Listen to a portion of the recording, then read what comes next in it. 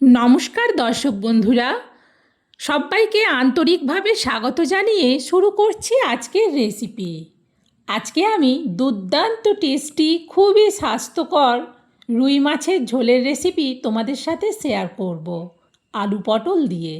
তার জন্যে আমি পরিমাণ মতো পটল কেটে নিয়েছি, আলুও কেটে নিয়েছি, আর নিয়ে নিচ্ছি 4 পিস মাছ, সাথে অল্প একটু মাছের মাথার অংশ। সব কিছু পরিষ্কার করে ধুয়ে নিয়েছি। এখন আমি দিয়ে দেবো মাছেতে পরিমাণ মতো লবণ, আর দেব পরিমাণ মতো হলুদ। এবার হাত দিয়ে ভালো করে মাছের মধ্যে লবণ আর হলুদটা মাখিয়ে নেব। বন্ধুরা, আমি কিভাবে আলু পটল দিয়ে রুই মাছের ঝোলটা আজকে রান্না করব সেটা কিন্তু তোমরা স্কিপ্ট করে দেখো না, পুরোটা দেখো, তাহলে তোমরাও বাড়িতে খুব সহজেই এই দুর্দান্ত স্বাদের রুই মাছের ঝোলটা বানিয়ে নিতে পারবে। মাছে লবণ হলুদ মাখানো হয়ে গেছে, চলো এবার রান্নাঘরে যাই, রান্নাটা শুরু করি। গ্যাস জেলে কড়া বসিয়ে দিয়ে কড়াতে দিয়ে দিলাম সরিষার তেল।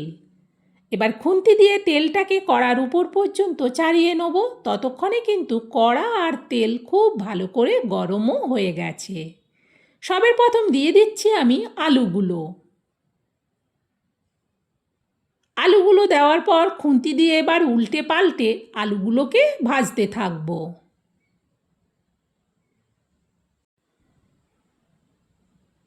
যতক্ষণ না আলুগুলো সুন্দর করে ভাজা হচ্ছে ততক্ষণ কিন্তু আলুগুলোকে উল্টে পাল্টে ভালো করে নাড়াতে থাকবো। দেখো, আলুগুলো কিন্তু বেশ ভালো করে ভাজা হয়ে গেছে, আর যে দিকটা একটু আধটু থেকে গেছে আমি সেগুলোকেও উল্টে ভালো করে ভেজে নিলাম। এখন আলুগুলোকে একটা জায়গার মধ্যে তুলে নিচ্ছি। সব আলু তোলার পর এবার তেলের মধ্যে দিয়ে দেবো পটলগুলো। সব পটলগুলো দেওয়ার পর খুন্তি দিয়ে আবার পটলগুলোকেও একটা সাইজ করে দিচ্ছি। একটা সাইড হয়ে যাবার পর পটলগুলোকে এবার উল্টে দেবো আরও একটা সাইড হওয়ার জন্যে। পটলগুলোকেও কিন্তু খুব ভালো করে প্রথমে ভেজে নেব। দেখো, উল্টে পাল্টে পটলও কিন্তু সুন্দরভাবে ভাজা হয়ে গেছে, পটলও তুলে নিচ্ছি। এখন দিয়ে দেবো মাছ।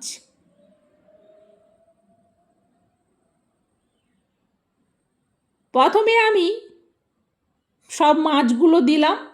1 মিনিটের মতো অপেক্ষা করার পর একটা সাইড কিন্তু হয়ে গেছে। এবার মাছগুলোকে আস্তে করে উল্টে দিচ্ছি আর একটা সাইড ভালো করে ভাজা হওয়ার জন্য। উল্টে পাল্টে দেখে নিলাম মাছও কিন্তু ভাজা হয়ে গেছে সব দিক। মাছগুলোকেও এবার আমি তুলে নিচ্ছি। সব মাছ তোলার পর বাকি যে মাথাটা আছে মাছের সেটাকেও দিয়ে দিলাম। উল্টে পাল্টে ভালো করে মাছের মাথাটাকেও কিন্তু ভেজে নিলাম। দেখো, সুন্দরভাবে মাছের মাথাটা ভাজা হয়ে গেছে। মাছের মাথাটাও তুলে নিলাম। দিয়ে দিচ্ছি এবার পেঁয়াজের পেস্ট।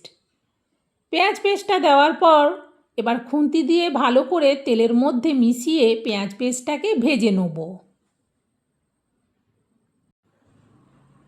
এখন এতে দিয়ে দেবো আমি গ্রেট করা রসুন, 1 চা চামচের মাপে 1/2 চামচ। এবার পেঁয়াজের সাথে মিশিয়ে রসুনটাকেও কিন্তু ভাজবো যতক্ষণ না রসুন থেকে ভাজা গন্ধ বেরোচ্ছে। রসুন থেকে বেশ সুন্দর ভাজা গন্ধ বের হতে শুরু করেছে। এমন সময় দিয়ে দেবো এতে গ্রেট করা আদা। আদাও দেবো 1 চা চামচের মাপে 1 চামচ। এবার আদাটাকেও পেঁয়াজ রসুনের সাথে মিশিয়ে ভালো করে ভেজে নেব।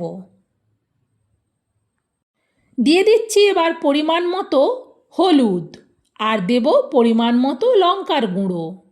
হলুদ লঙ্কার গুঁড়ো দেওয়ার পর আবারও খুন্তি দিয়ে মশলাটাকে নাড়াতে থাকব।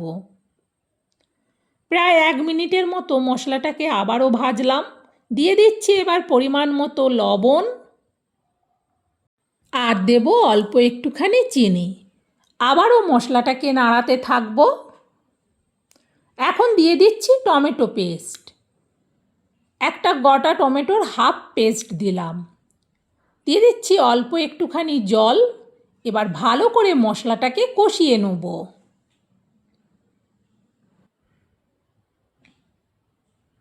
যতক্ষণ না এর জলটা শুকিয়ে পুরো মশলাটা তেল ছাড়ছে ততক্ষণ কিন্তু এটাকে কষাতে হবে। দেখো মশলাটার জলটা শুকিয়ে গেছে।